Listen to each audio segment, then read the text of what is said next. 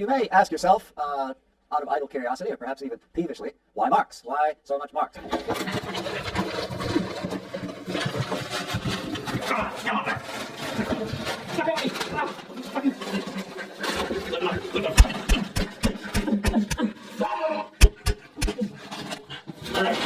you promise to stop wiggling? Fuck you! I'm gonna make it hurt. I walk up the stairs. All right, fuck for you. I want to. Fuck you! All right, get on the table. Get on.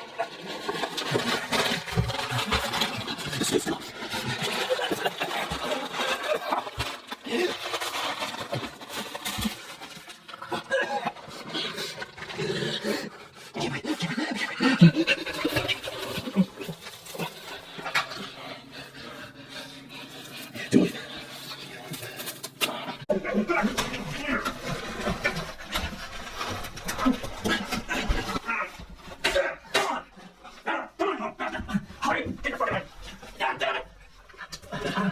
You fascist piece of shit! You don't deserve your money. You don't deserve a penny of it. You stole from the people. Sell your shares and repent. Sell your shares now, you money-grubbing asshole. You're a criminal. Do I know you? Yeah, you know me. Oh, you know me. You know everyone. You fucked up. I'm the man you robbed. He's the man you robbed. You robbed us all. You fucked up. No, you fucked up. You fucked up the biggest. You fucking little bitch. Don't use misogynistic language.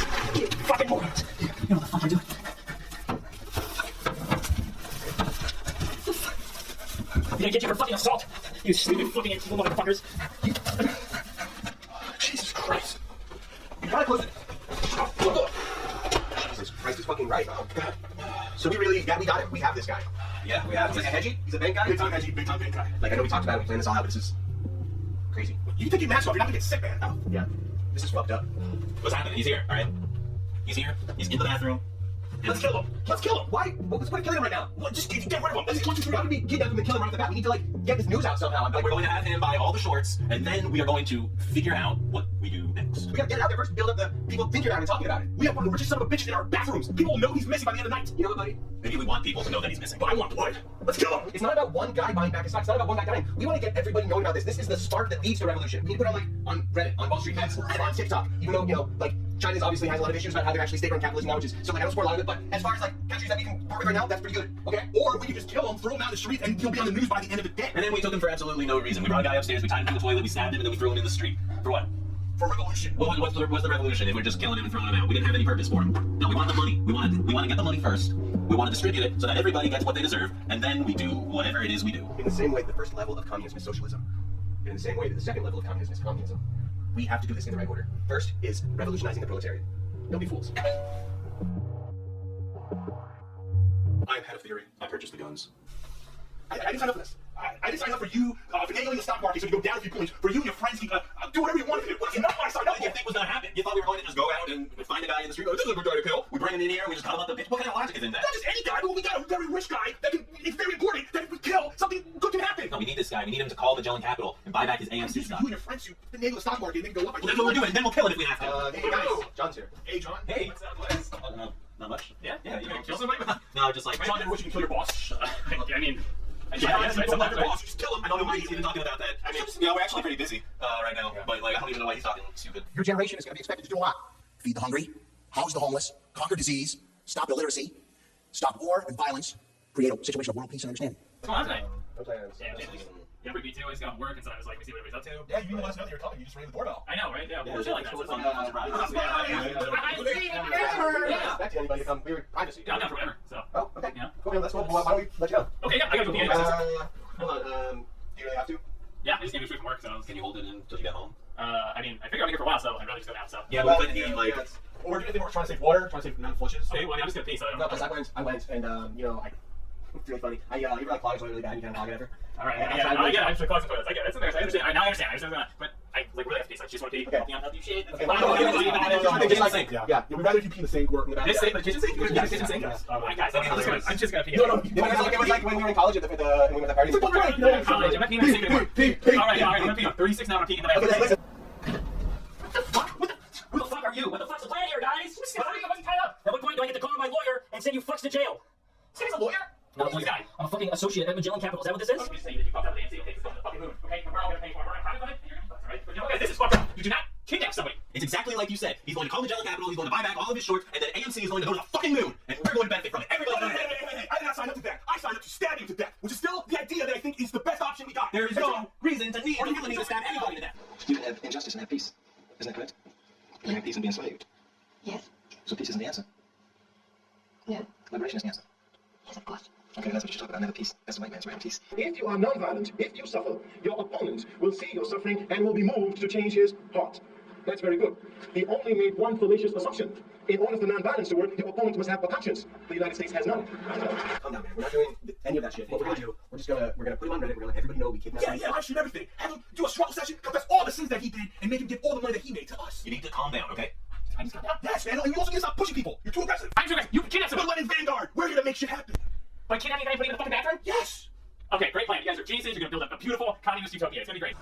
Oh, hey, I'm so glad I caught you. I was just in the neighborhood and I noticed that it's the 5th. I haven't gotten any money from you yet for the rent and this month. I just was wondering if you... Because my data is totally used up already. It's already gone. So, yeah. Well, I take check or cash, you know. I only pay them now. Well, and then if you release have any data that, you know, maybe you guys could pay back that way through their phone? No, we're not your family plan. We believe in sharing things. Do you not? This is what it means to live in a community, to share. Okay. I get you understand that. I'm totally not judging you. I think that's great that you have a family plan. Is there any way you could get it extended a little bit? Or, I mean, honestly, attach it to Wi-Fi? Would you like some of my blood? Would you like a vial of my blood? I'm sorry. To feed off of? I don't get the connection with that. This behavior is why Mao killed all landlords. So just think about that. Okay, I didn't know that, and I didn't think you did. State bitterness meetings were held, in which the landlords and others linked to the defeated nationalists were confronted and denounced by the peasants. A public meeting that explained how they couldn't afford to pay back the rent every year, or how they had to take out high interest loans to pay it off. People around the stage sympathized with the poor peasant stories, and then weep. We are the landlords. That means we're the lords of the land, okay? We want to treat ourselves like that. They pay the rent, they gotta go. We make money. Some discrimination is good. We want to discriminate. Family members evicting each other, parents evicting children, children evicting parents. Did you know in the state of California that you can discriminate on the basis of color? Color is green for economic reasons. It's just been rented. Who? You can't people out because they race, creed, color, sex, age, or handicap. And that's the law. And the T-Force will enforce that law in court. The discrimination is keeping you out. You call the New York City Fair Housing Task Force. The T-Force can open doors for you. This is Philadelphia. There are about 40,000 abandoned houses here. At the same time, 20,000 poor people need housing. I don't know any reason why a person ought to have a right to own a property in a neighborhood, don't pay the taxes, that property clearly constitutes a public nuisance, and then we say we won't let a family live in that property to debate that nuisance because somebody may be offended somewhere along the line. I am offended by a person who owns a property in North Philadelphia, won't pay the taxes, won't keep it up, and tells me that I can't do anything about it. The police at our door. They're saying, get out. You have to evacuate. We're going to have a police action here on your block. Just take a change of clothes. We're going to protect your belongings. You'll be back in 24 hours. If you don't leave, you're going to be arrested. I can actually see my house being blown up. Everybody was just, it was like a torture to watching our life just burn down to the ground. I mean, baby pictures, family members' pictures, everything destroyed. The mementos of our youth destroyed. Everything was gone. I mean, even though they told us they didn't protect anything, they burned everything to the ground. Gary Berman is CEO of Tricon Residential, a Toronto-based company that has quietly become one of the largest owners of single-family homes in the United States. You are a multi-billion-dollar company. You're publicly traded on the New York Stock Exchange and the Toronto Stock Exchange. I even read in one of your own documents that your revenue went up last year by 67%. Is that correct? Yeah, we're expanding. I mean, when you think about it, we have an incredible amount of demand for what we do. Mao, meow, Mao, meow, Mao, meow, Mao, meow, Mao, meow, Mao, meow, Mao, meow, Mao, meow, Mao, meow, Mao, meow, Mao, meow, Mao,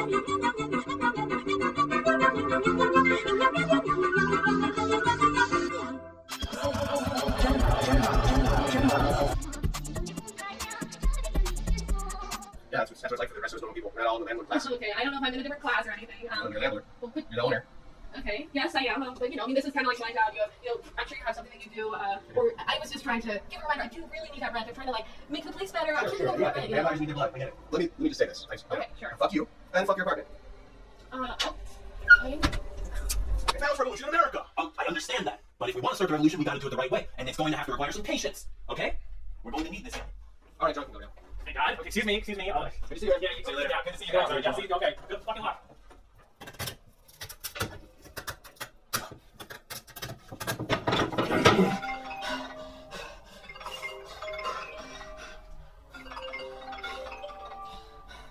There are very few poor countries in this world.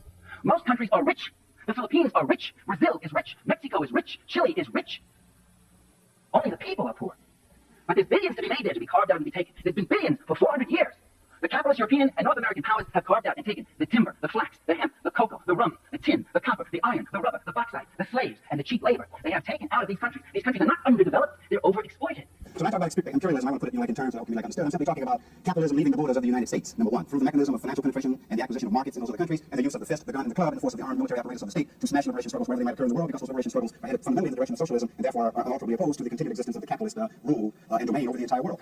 In the 1950s, the Guatemalans dared to challenge an American business that controlled much of its economy. The United Fruit Company of Boston owned 500,000 acres of land, the railroad, the port, and telecommunications. What we wanted to do was have a terror campaign to terrify our bands particularly, terrify his troops, much as the German Stuka bombers terrified the population of Holland, Belgium, and Poland at the onset of World War II. Anyone who questioned the rights of the Criollo as the natural rulers of the country, or the rights of the company to the nation's land, would quickly find themselves in a shallow grave. He was everything the CIA wanted and more. It's just that he wouldn't stop calling himself Hitler. This is the first time in the history of the world that the communist government has been overthrown by the people. The American nations cannot, must not, and will not permit the establishment of another communist government in the Western Hemisphere. What right have you, when I mean you, the CIA, the United States government, or any foreign power, what right do you have to do what you do in other countries? One of security interests. But that's a divine right, isn't it? Because the people that you do it to have no say in it. Well, that's just tough. Que los Estados Unidos tienen que respetar el derecho de los pueblos a desarrollar su economía en la forma que necesita o desea. Allende's first big step, supported by all Chilean political parties, was the nationalization of copper, Chile's biggest industry, still under effective U.S. control. President Richard Nixon told the CIA to, quote, make the economy scream. The agency also worked with 3 Chilean groups which planned a coup against Allende. The U.S. constantly worked to undermine the Chilean economy until General Augusto Pinochet replaced Allende in a military coup in 1973. Just after midday on Tuesday the 11th of September, under orders from General Pinochet, British-made Hunter jets swooped over the Moneda presidential palace, starting fires which were to burn for weeks. My wife and our children were at the house, and they had a marvelous view of these planes winging over and then dipping down and sending their bombs into the Moneda. That morning from the Moneda, Allende had broadcast to the nation. Ahora de mi patria, tengo fe. En Chile es Vean ustedes sabiendo que mucho más temprano que tarde, de nuevo, abrirán la grande alameda por donde pasaron Benito. Será consumido por la sociedad. ¡Viva Chile! ¡Viva el pueblo! ¡Viva los trabajadores! Hours later, Allende was dead. In a surprise Christmas planning of Hanoi, President Nixon today delivered more tonnage than the Jews had invested in World War II. It is without doubt the most brutal bombing in American history. Well, every country has to have a war. So many people have to die. It's a dirty shame. It's your politicians, too, that have to take a good portion of this blame. Because I think there's a lot of them that get a certain percentage of these defense contracts and things that go out. And I think there are a lot of politicians that are involved in this, and they get their cut, and this is what's just prolonging everything. Okay, America, shove up or shave out General Dooley here.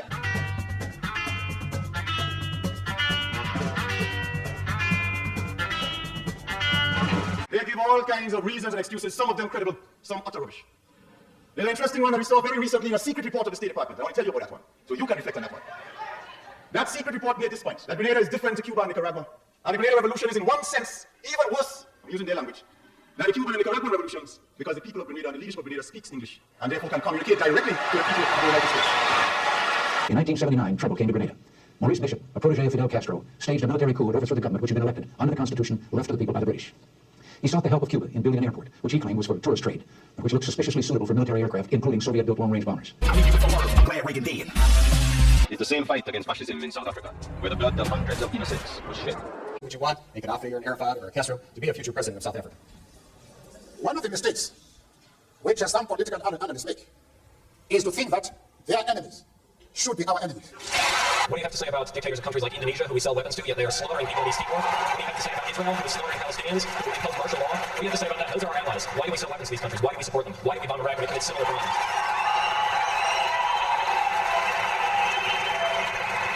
There are various examples of things that are not right in this world, and the United States is trying. I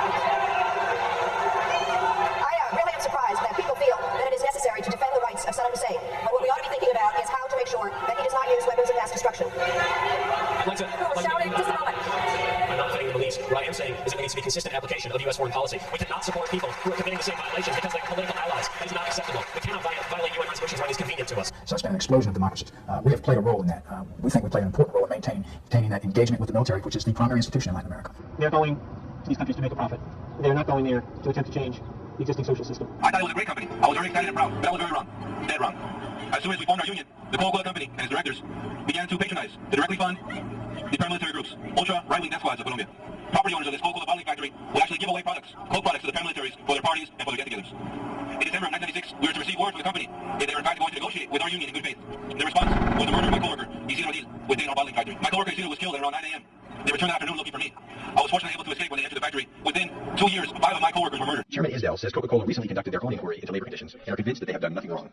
There are no threats or attempts by management to attack or intimidate workers for being affiliated with a union, or for being a union organizer, or for being a union official.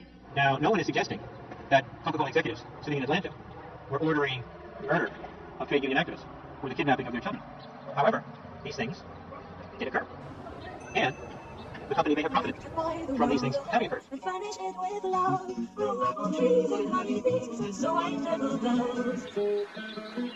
I got hit by a piece of General Motors shrapnel from 81 Motors. They got out of my leg and it said GM and had the numbers on it and everything else. So, what else can I tell you? Like, they're making money. That's what it's all about. Like, they're supposed to be making cars.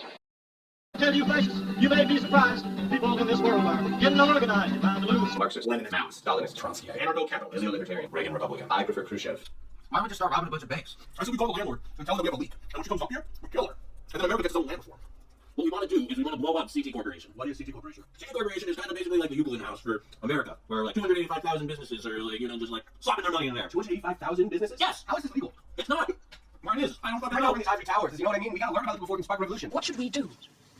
Study the factory laws. Talk to the workers, question them. Find out what their grievances are. And we can use those grievances in our propaganda. You must find ways of distributing leaflets, arrange contacts, meetings. When they see that we are identified with their everyday needs, then they will trust us. We can organize and develop their political consciousness. You do nothing if you sit here and talk like effete university liberals. You must go out, obtain the confidence of the people and the power of the people. Only they can challenge the Tsarist state and the bourgeoisie which supports it.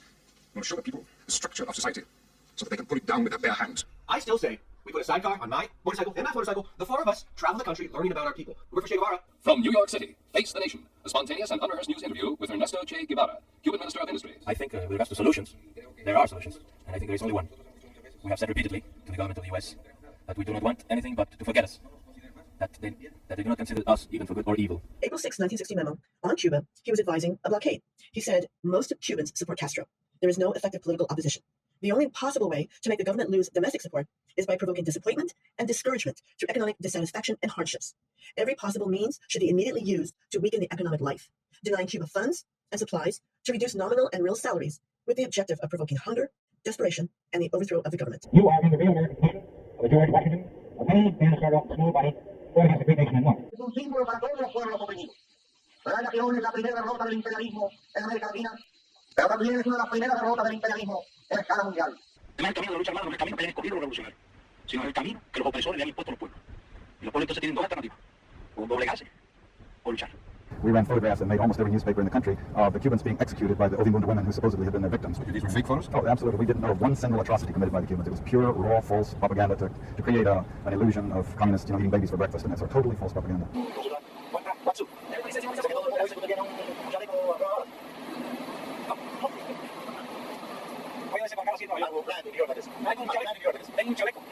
Es un precio sencillísimo, es un precio económico.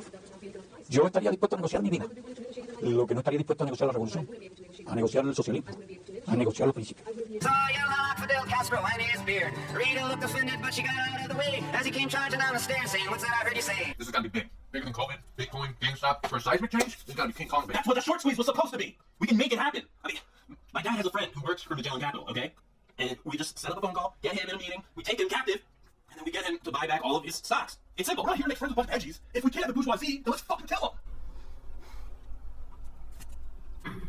I think you might be right. I mean, it's like Lenin said, there are decades where nothing happens, and then there are weeks where decades happen. Tomorrow, decades are gonna happen. Well, I'm gonna be Lapu and take down Magellan. Oh, fucking hell, right? The Flintstones beat Las Vegas is a pornographic capitalist fantasy. Hey. So what's the fucking plan here? What do you want, money? Are you talking about fucking stocks or shit? What do you fucking idiots want? All you fucking think about stocks. We're still working it out. But for now, I gotta take a piss. You're gonna piss. Where do you want me to piss? Jesus Christ. Fucking animals. Anything? You got a cigarette? Yeah. It's a CBD cigarette. Is that okay? Fucking goddamn it, you fucking hippies. Jesus Do you fuck. fucking mind? I need to go here. Just hand me my phone and I'll fucking call Magellan Capital and ask whatever you want, your fucking demands. Just let me out of here. Don't fucking get me with the splashback! Let me the fuck out of here!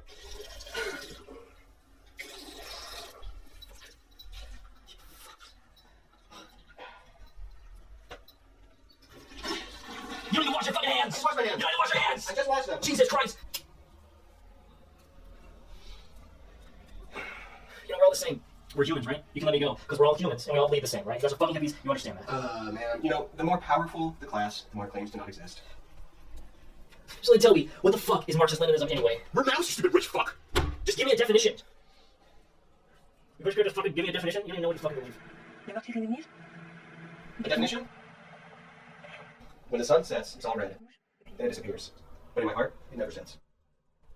smart enough fucking women in your group. لانها قلنا يا بنتي جالسه في محلك وهذا يسيطر عليها حتى الامراه من يوم صفحه الثوره شعرت لان هذا من اول اللي الناس اللي بيسيطروا علي كذا ويجي من الاجل يعني الا من اجل ما هو يغصبوني انا ويمتصوا دماني وينهبوا اسلوبي وروحي التي انا بخدمه وبعمله من اجل وطن وشعب فلا يمكن اني احتقر نفسي لهؤلاء هذا الشله حتى تصبح هي مسيطره علي انا باستطاعتي ان ادفع بنفسي للامام واقطع عن هذا الحاجز اللي هم دايرين عليه الكل واطور نفسي وارتاح قصور لكي اشارك في كافه الاعمال الثوريه عرفت الثوره اذا ما شاركت فيها الامراه كونها قصر المجتمع لا يمكن ان تتحقق هذه الثوره واذا انا مسكت يدي واحد لا يمكن يدي واحد يمكن تدري عملت لكن اذا هذا الكاتفه الثانيه ممكن انجز عمليه واخلصه باسرع ممكن. Yeah. Thomas Sinclair, I know. The revolution starts with the liberation of the women. Look, I took a temperature check of the group chat, and it didn't seem like they're into it, so, what do you want of me? Thomas Sankara is brought to power by a coup supported by one of the poorest peoples on our planet. Behind a military uniform and a Marxist discourse, Africa discovers a young and dynamic leader, ready to put his innovative ideas at the service of his fellow citizens.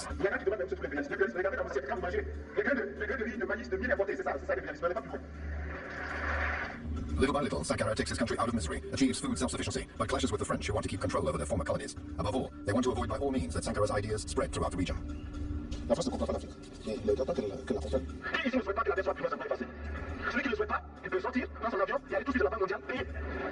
Thomas Sankara is attacked by those in the north as well as in the south who benefit from Africa's underdevelopment. His closest collaborator, Blaise Compaoré, with the support of foreign powers, will betray him. That's our land that belongs to us. The agribusiness multinationals will get that land. Killed for his ideas, Thomas Sankara has become the African Che in the eyes of African youth today. You're just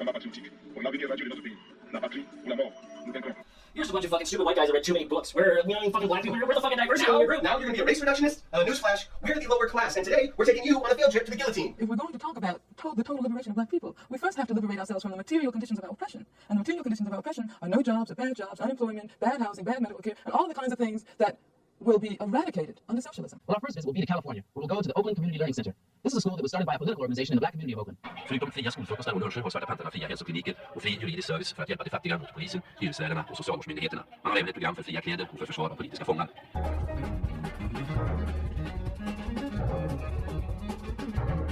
I haven't suffered the way you suffered. I'm just beginning to learn the nature of that experience. And somehow that has to be translated to the white community now. Time's running out for everybody. Oh, come on, man. Yeah, I feel like your Armani suit's smoked. Verbrennt mit etwa 400 Grad. Napalm verbrennt mit etwa 3000 Grad Hitze.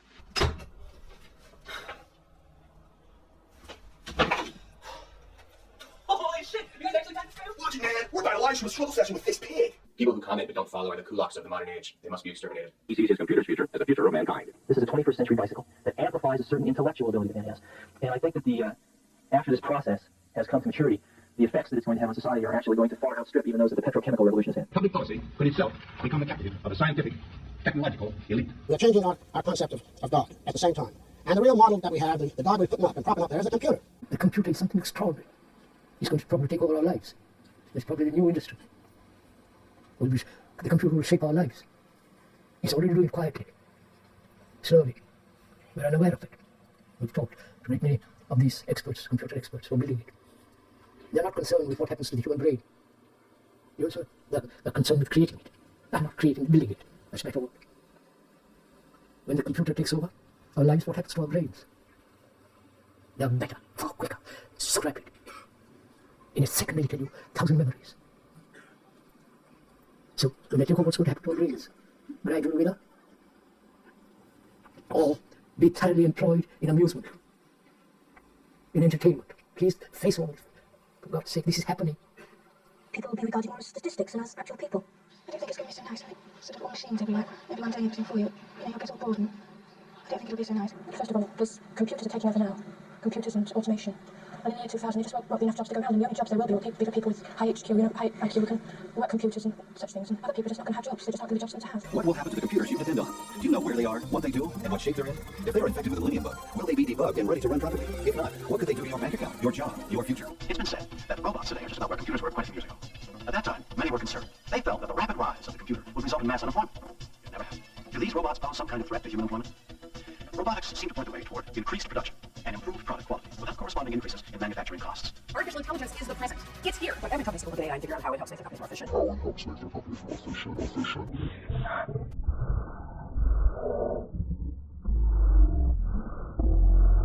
An AI thinker, you know your business is going to be disrupted, and you need to stop resisting and start learning. It's not this thing not to resist. AI is actually a great equalizer. And you need to stop resisting, stop resisting, stop resisting.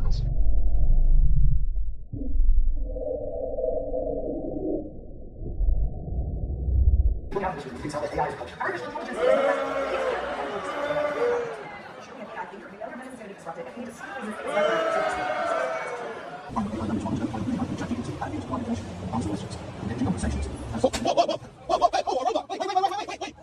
replacing jobs isn't a problem at all. The problem is capitalism. If we automated all the jobs, then nobody would have to work to survive. We could spend our days doing better stuff. We could, I don't know, travel the world, maybe even the galaxy. We could focus on building communities and monuments. We could compete in the arts and the sciences. But we won't do any of that because under capitalism, whoever owns the AI owns the products of the AI. So they're simply just going to continue to hold everything and then sell it back to us for exorbitant prices. So it's not really a problem worth worrying about, because if we could vote to ban AI, we could vote for universal basic income instead. And I don't know about you, but I'd rather be traveling the galaxy than staying in the dark ages and continuing to play whoever can hold the most survival tokens is amazing and sexy and cool and will lick your boots for the rest of eternity. Hi, everyone.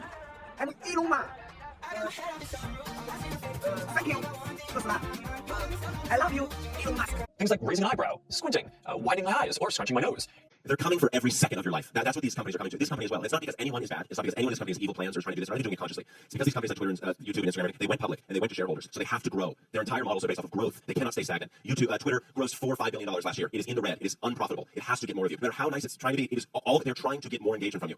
We used to colonize land. That was the thing you could expand into, and that's where money was to be made. We colonized the entire earth. There was no other place for the businesses and capitalism to expand into. And then they realized human attention. That they are now trying to colonize every minute of your life. That is what these people are trying to do. Every single free moment you have is a moment you could be looking at your phone and they could be gathering information to target ads at you. That's what's happening. So like as much as we can, have really good conversations and try to humanize the conversations, the like mechanism of the business is rolling towards that just because of the market. So like it's coming. It's coming for every free second you have. Do you plan to give away the majority of your wealth in your lifetime? Yeah, I do. And the hard part is figuring out how to do it in a levered way.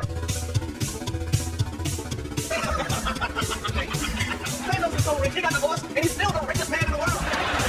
There should not be one billionaire in America.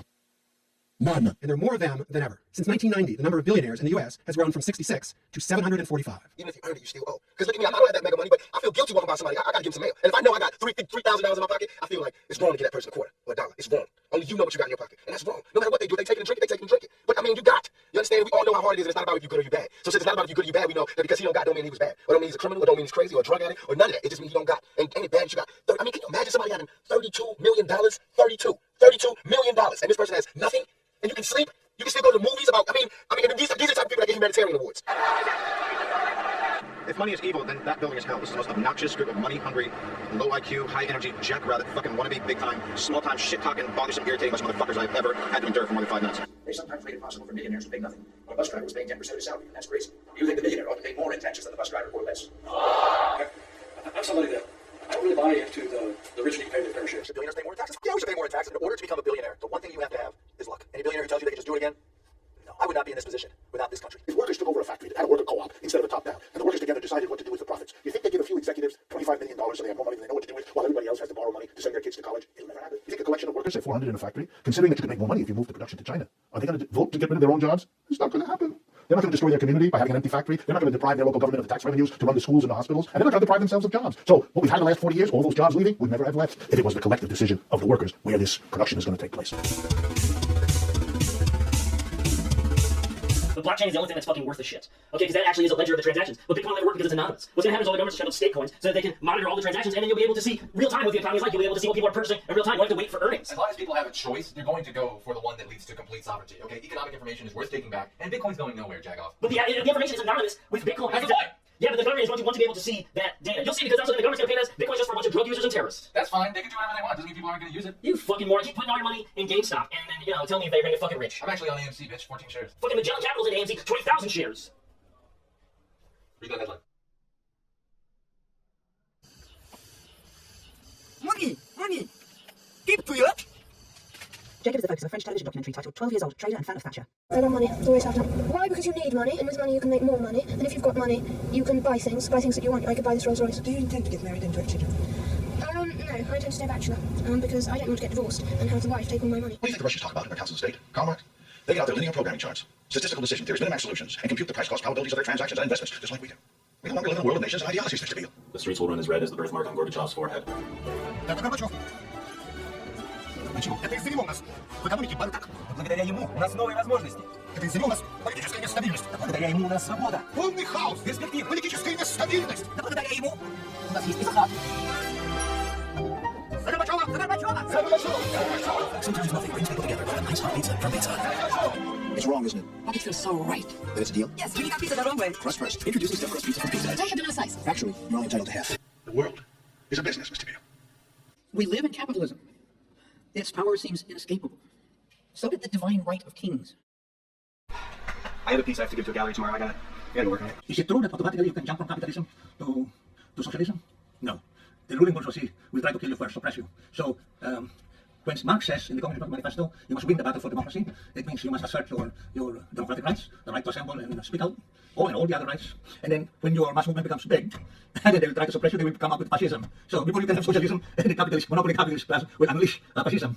Under various pretexts, they use chauvinism against immigrants, xenophobia, Islamophobia, and also many other tricks just to hide the roots of the crisis. Today, more than ever before, our survival, yours and mine and our children's, depends on our adherence to ethical principles. Truman thought that it would be a good idea. Why not just stay armed all the time and then devise a national security state? You've got to go up and swear allegiance to the United States or else you're a commie. I mean, we'd imported fascism. We hate communism. Of course you hate communism, Oz, because you were raised a fascist. He said in the spring of 1944 over dinner in Los Alamos that this bomb is not about Japan, this bomb is not about Germany, this bomb is about Russia. And this was appalling to Joseph Rothman, who was at that dinner table, because the Russians were fighting and dying by the millions to defeat the Nazis, and they were our allies. And there was General Grove saying this bomb is really about subduing the Russians. And he told the Oppenheimer Security Clearance Board that there was never any doubt in his mind from 2 weeks after the point where he took over the Manhattan Project that the Soviets were the enemy, and the whole Manhattan Project was conducted on that basis. One of the things the CIA did right after World War II was hire a lot of Nazis. Guys who had been Nazis were now recycled and brought into the CIA. The Nazi rocket scientist, von Braun, went to work for the United States developing intercontinental ballistic missiles. Ethical principles, ethical principles. The Nazi past was forgiven, and Nazis went to work for the United States, including a guy named Reinhard Gehlen, who'd been the Nazi military intelligence officer in charge of operations against the Soviets in Eastern Europe. And this guy Gehlen became the head of the CIA's main intelligence operator into East Berlin and areas like the Ukraine, where the Nazis had intelligence agents during World War II. And this guy Reinhard Gehlen, on behalf of his new CIA masters, just activated all the agent nets that he had during World War II.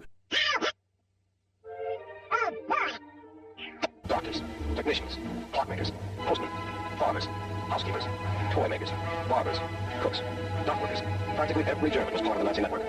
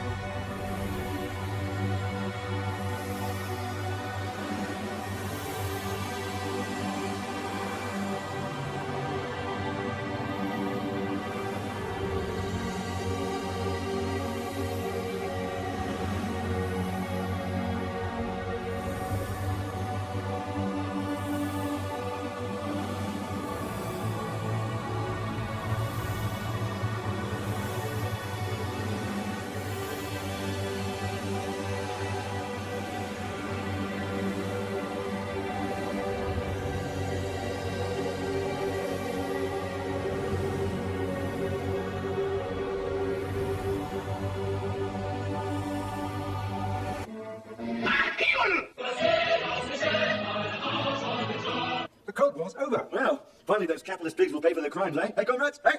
Austin, we won. Oh, groovy, smashing. Yay, capitalism. You said that capitalism is backwards and should be destroyed. Stupid. Repulsive. Not usually repulsive. That's too mild. Here's the thing I don't understand. The company is worth billions. Yes. And every time I pick up a paper, each year it loses more money than it lost the year before. The company's never made a profit. That's right.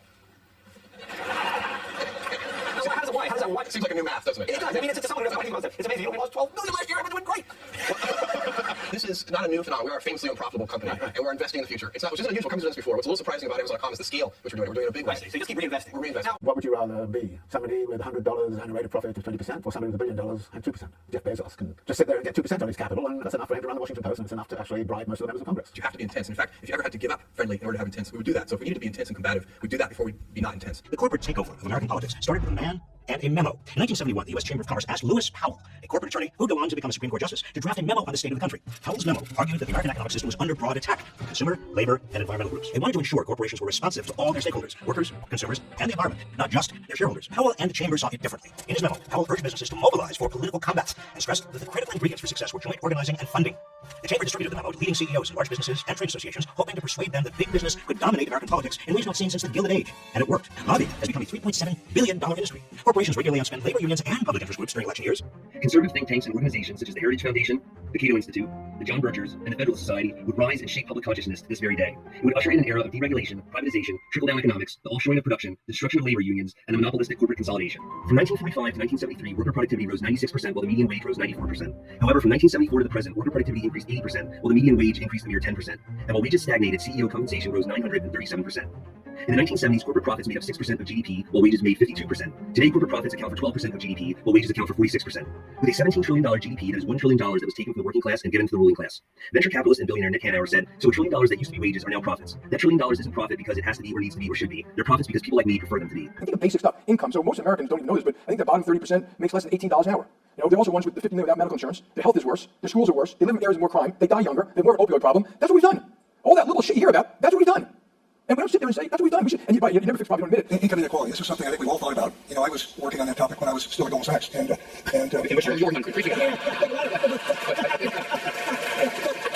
Unemployment has to jump 40-50% in my view. We need to see pain in the economy. We need to remind people that they work for the employer, not the other way around. I mean, there's been a systematic change where employees feel the employer is extremely lucky to have them, as opposed to the other way around. So it's a dynamic that has to change. We've got to kill that attitude, and that has to come through hurting the economy, which is what the whole global, you know, the world is trying to do. The governments around the world are trying to increase unemployment to get that to some sort of normality. And we're seeing it. I think every employer now is seeing it. I mean, there is definitely massive layoffs going off. People might not be talking about it, but people are definitely laying people off, and we're starting to see less arrogance in the employment market, and that has to continue because that will cascade across the cost balance. You would think these companies would be ashamed of themselves, but big business has no shame, for big business has no soul. It's all for profits, big profits, and cares nothing for people's needs. Profits which they make through controls, direct controls and indirect controls, but always real controls over the whole economy of the United States. We know the facts of this picture thanks to the investigations of the Roosevelt administration. The ruling class is literally planning for a people's revolt. That is what these cop city facilities are for. They are to train cops how to deal with a people's revolt. These companies are investing in protecting their assets. They would not be doing this if they expected things to get better. The government is not expecting things to get better.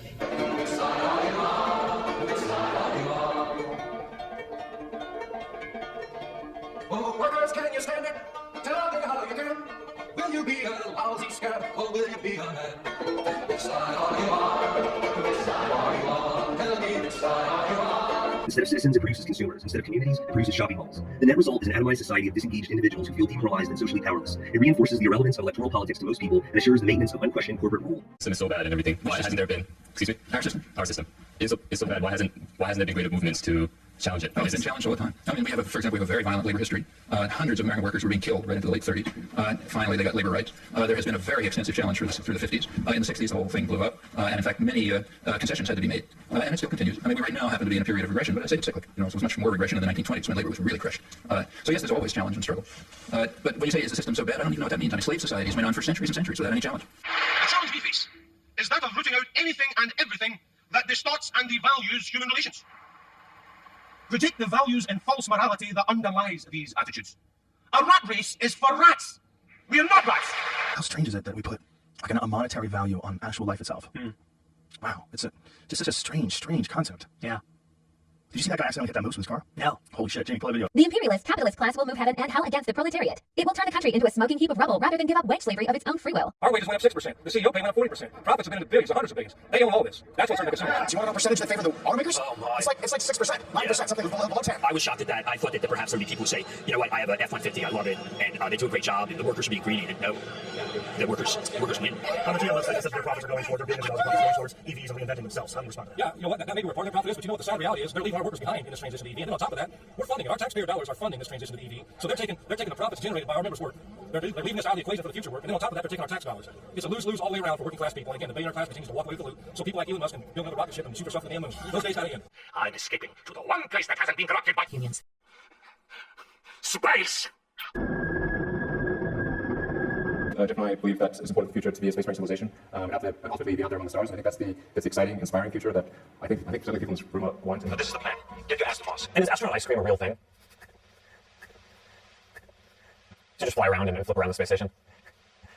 For the next generation of dreamers, if we can do this, just imagine what you can do. Don't you want a world of unconditional love and brotherhood? We have the secrets to self-improvement. You can join us something special. Join our elite mission to save the world. Once a society collapses, then you're in hard times as well. Hard iron sharpens iron, as they say, and those hard times inevitably produce men who are tough, men who are resourceful, men who are strong enough to survive. then they go to raise children, and so the cycle begins again. Introducing Ectolife, the world's first artificial womb facility, powered entirely by renewable energy. Each state-of-the-art lab can accommodate up to 400 growth pods or artificial wombs. Every pod is designed to replicate the exact conditions that exist inside the mother's uterus. A revolution in civilization is taking place. Imagine a traditional city and consolidating its footprint, designing to protect and enhance nature. The line will be home to 9 million residents and will be built with a footprint of just 34 square kilometers. And we are designing it to provide a healthier, more sustainable quality of life.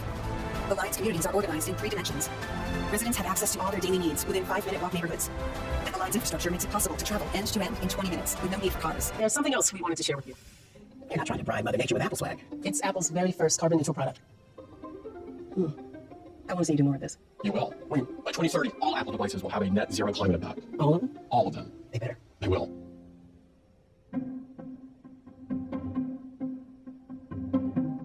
As we peer into society's future, we, you and I, and our government, must avoid the impulse to live only for today, hungering for our own ease and convenience, the precious resources of tomorrow. Total value of output of goods and services in around 1950 was $9 trillion, and it's now over $90 trillion. We continue to expand, as Marx insists capital is bound to do. The rising mass of pollution is associated with plastics. In 1970, it was very tiny. 1975, it gets bigger because plastics are being used to house carbonated water. Now it's become enormous. Billions of tons of plastic waste. So this is what I mean by the rising mass. Now, the plastics industry has been expanding at a rate of 7% a year. The rising mass is becoming the centerpiece of what the problem is. Ultimately, if you think about all the youth that everybody's mentioned here in Africa, if everybody's raising living standards to the point where everybody's got a car, and everybody's got air conditioning, and everybody's got a big house, well, the planet will boil over. Que cada chino tuviera un automóvil, o quisiera tener un automóvil. Cada uno de los 1.100 millones de chinos. O que cada uno de los indios, que son alrededor de 800 millones, quisiera tener un automóvil y tener todo este estilo de vida. Y que África hiciera lo mismo. Y que casi 450 millones de latinoamericanos hicieran lo mismo. ¿Cuánto duraría el petróleo? ¿Cuánto duraría el gas? ¿Cuánto durarían los recursos naturales? ¿Qué quedaría de la capa de ozono? ¿Qué quedaría del oxígeno sobre la Tierra? ¿Qué pasaría con el dióxido de carbono? Y todos estos fenómenos que están cambiando la ecología del mundo, están cambiando la Tierra, están haciendo cada vez más difícil la vida en nuestro planeta. Es que el capitalismo acaso ha dado un modelo de vida, un modelo de sociedad. Right. And here he goes. Let's see if he can make it to work in time. Oh shit, he made it to work. All right. At Toyota, we're not only working toward cars with zero emissions, we're also striving for zero waste in everything else we do. Sunshine sky, there's a reason why I'm feeling so high. Must be the season. Civic 2006 Honda Civic. 600 Civic 2000, 600 Civic 2000. Civic 2600, Civic 2600, Civic 2600, Civic 2600, Civic. Using cars carries a big price.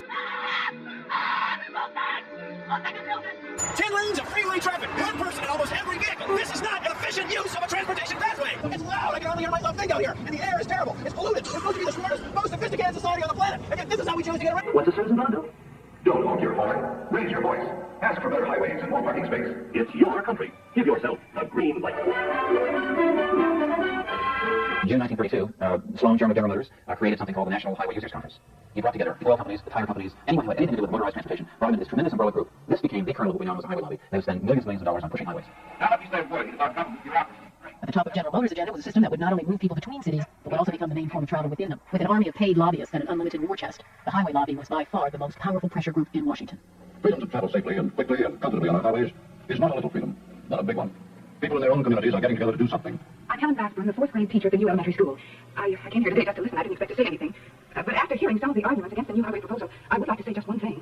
I work all day with children, and they're your children. Your children will have a better country to live in because of these new roads. Can't you see that this highway means a whole new way of life for the children? Commander Edwin Quinby was a rail buff with a talent for financial sleuthing. In 1946, he mailed a warning to influential people in hundreds of cities across the country. His 33-page broadside was filled with surprisingly detailed research. It brought to light what General Motors had worked hard to hide. The plan is to deliberately destroy public utilities, which you will find impractical to replace after you discover your mistake.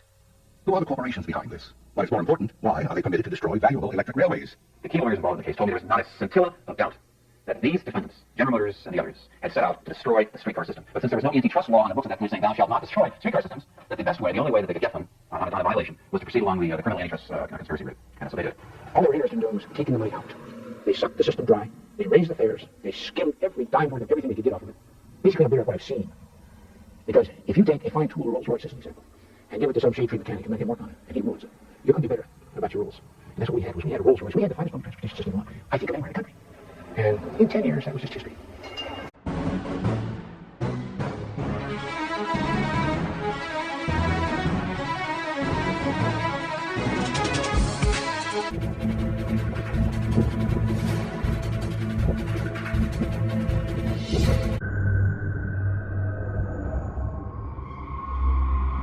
Gracias.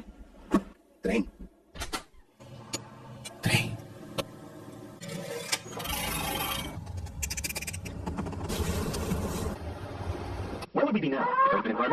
way back when. It'll take away jobs. It'll pollute the environment. It's obviously unsafe. No wheels, no wheels, no wheels, no wheels. There are still people today who want to stop progress. We can remove all heavy industry and all polluting industry off of Earth and operate it in space. And that it sounds fantastic. It can't happen. Yes, it can't happen today, and it will take many decades. This guy is so far off in the environmental extreme, we'll be up to our neck in owls and out of work for every American. The world's wealthiest 1% are believed to use double the carbon emissions of the bottom 50%.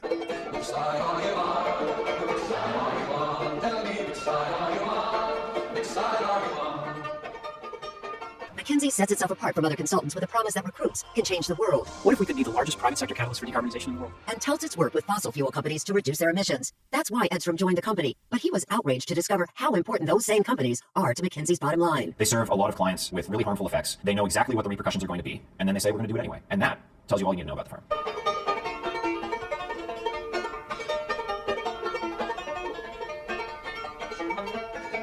We are seeing a vast increase in the amount of carbon dioxide reaching the atmosphere. The annual increase is 3 billion tons. And half the carbon emitted since the Industrial Revolution still remains in the atmosphere. At the same time as this is happening, we are seeing the destruction on a vast scale of tropical forests, which are uniquely able to remove carbon dioxide from the air.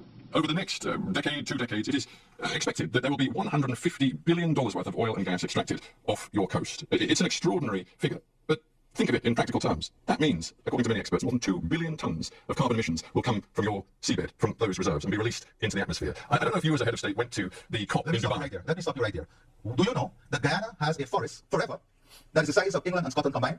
A forest that stores 19.5 gigatons of carbon, a forest that we have kept alive, a forest that we have kept alive. Does that give you the right? Does that give you the right to release all of this carbon? Does that give you the right to lecture us on climate change? I want to lecture you on climate change because we have kept this forest alive that stores 19.5 gigatons of carbon that you enjoy, that the world enjoy, that you don't pay us for, that you don't value, that you don't see a value in, that the people of Guyana has kept alive. Guess what? We have the lowest deforestation rate in the world. And guess what? Even with our greatest exploration of the oil and gas resource we have now, we will still be net zero. Guyana will still be net zero. With all our exploration, we will still be net zero. No, I'm not completing this yet. I am not finished as yet. I am just not finished as yet. Because this is a hypocrisy that exists in the world. The world in the last 50 years has lost 65% of all its biodiversity. We have kept our biodiversity. Are you valuing it? Are you ready to pay for it? When is the developed world going to pay for it? Or are you in the pockets? Are you in the pockets of those who damage the environment? Are you in the pockets? Are you in your system in the pockets of those who destroy the environment through the Industrial Revolution and now lecturing us? Are you in their pockets? Are you paid by them? Are you paid to keep us alive? There is no hypocrisy in our position. Your work with Exxon was focused on the carbon cycle and climate modeling. I have a slide up here. Are you familiar with this graph from 1982? Can you briefly explain what it shows? Sure. What it shows is a projection into the future of carbon dioxide levels and climate change associated with those carbon dioxide levels. And it's a very accurate representation of what today's climate change actually is. So this was a model from 1982 with startlingly accurate projections into the present day. The orange line shows the actual level of carbon dioxide in the atmosphere through this year. And the blue line shows the actual average temperature change. So in 1982, Exxon accurately predicted that by this year, 2019, the Earth would hit a carbon dioxide concentration of 415 parts per million and a temperature increase of 1 degree Celsius. Dr. Hoffert, is that correct? We were excellent scientists. Yes, you were. Yes, you were.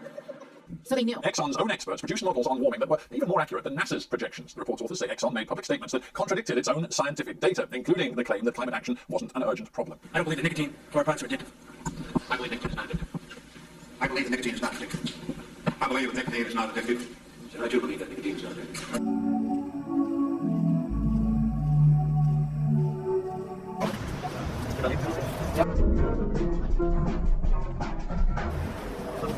Antarctica acts like a refrigerator for Earth, but lose the reflective sea ice, and much more of the sun's energy is going to be absorbed by the darker ocean, driving up temperatures. The worry is the refrigerator could end up acting more like a radiator. So let's say, for the sake of argument, that all of the water levels around the world rise by let's say 5 feet over the next 100 years. Say 10 feet over the next 100 years. And it puts all the low-lying areas on the coast underwater. Right? Which, let's say all of that happens. You think that people aren't going to just sell their homes and move?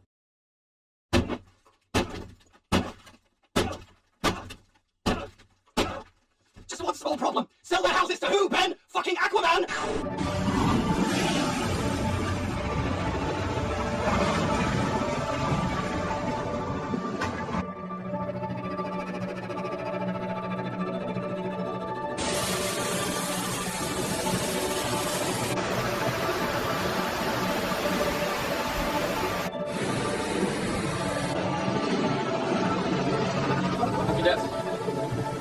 Yes.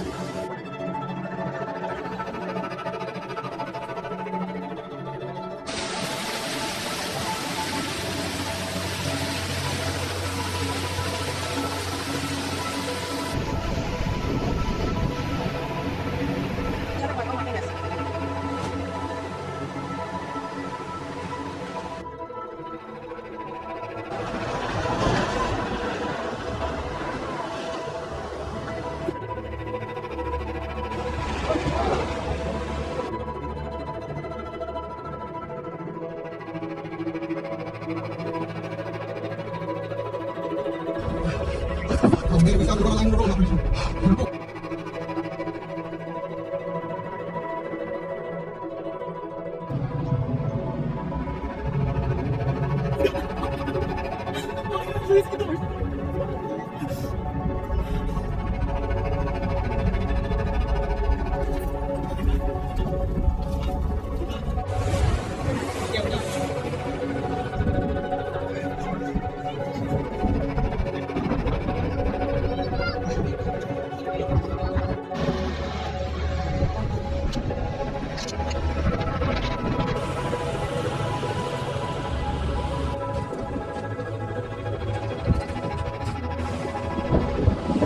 a lot of real estate speculation happening right now that is really frustrating, and I just want to remind all you real estate investors around the world, like, the land is not for sale.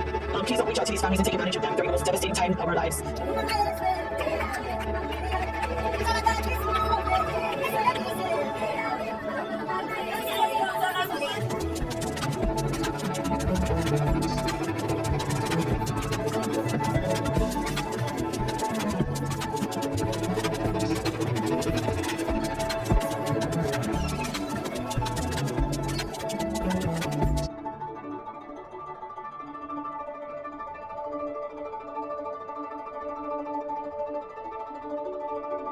This is what my view from Jersey City looks like looking over Manhattan compared to today.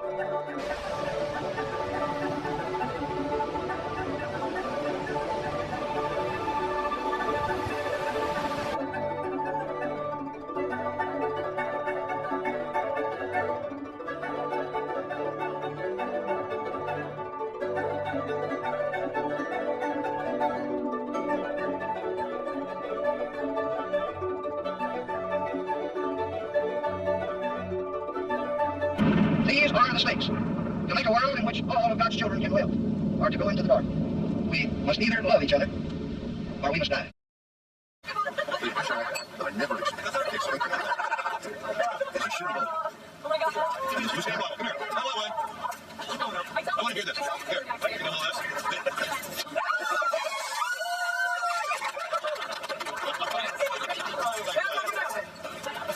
I was so thoroughly unprepared for this experience. It was among the strongest feelings of grief I have ever encountered.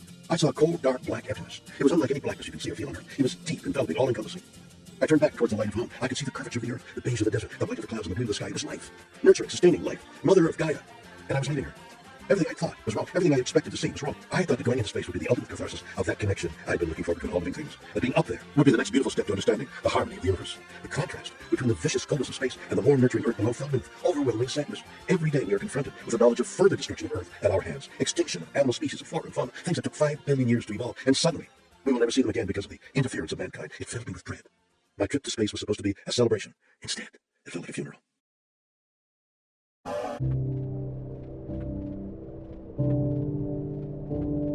There is no crisis which can be, by itself, fatal to capitalism. The transition from a bourgeois society to a socialist society presupposes the activity of living men who are the makers of their own history. The crises of capitalism are not numbered, nor is it indicated in advance which one of these will be the last. The present crisis imperiously commands the proletariat: seize power. If, however, the party of the working class, in spite of favorable conditions, reveals itself incapable of leading the proletariat to the seizure of power, then the life of society will continue necessarily upon capitalist foundations. Until a new crisis, a new war, perhaps until the complete disintegration of all civilization.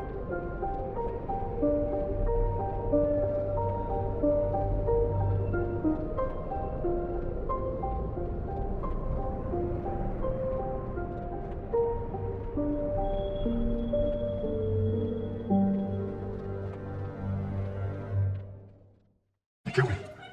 100 years from now, there will be one side fucked looking at this. What keeps you going? I just don't think about it. I don't know who needs to hear this, but society is not collapsing. The current paradigm is collapsing.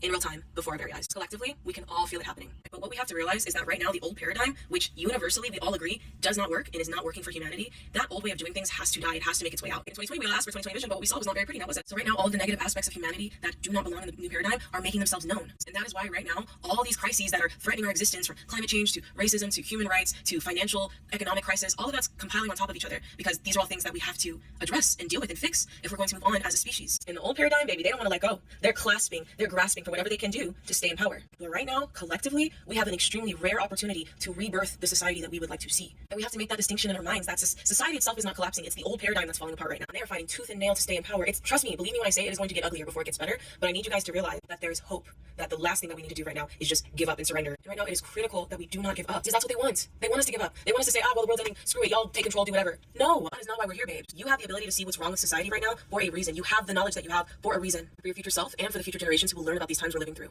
I don't care what anyone says. It is not too late. There is hope. The best way to destroy the capitalist system is to debauch the currency. Fuck you! You fucking piece of shit! Yeah, but Mao would have killed all the members of the Frankfurt School. But you mean like Hitler was trying to do? Mao had all the right reasons. You guys actually tied that guy up. I can't even believe this. I think I need some weed to like handle this situation. Weed this, weed that. Why don't you go weed some theory? Fuck you, Ben. Eat a fucking ass. Find an ass and eat it, dude. Fuck you. Fuck it. None of you guys have the balls to do it. I'm gonna do it myself. I'm marching into that bathroom and I'm going to fucking put a bullet in this guy's head. We're done with him. Shit.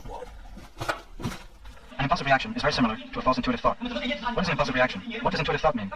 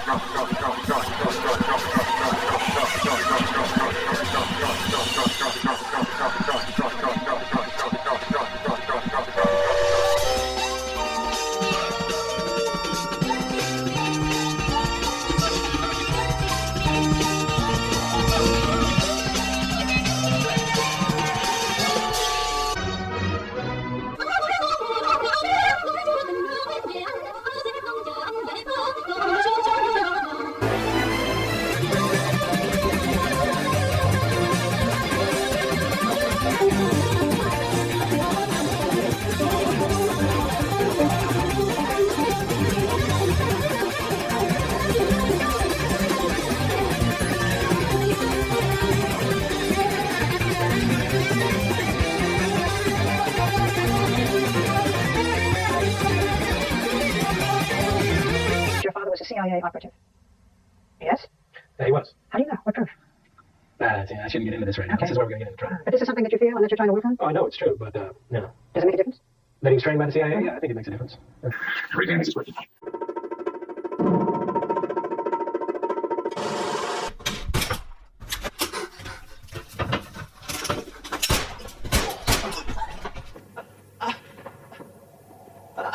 Under communism, everyone gets a bullet.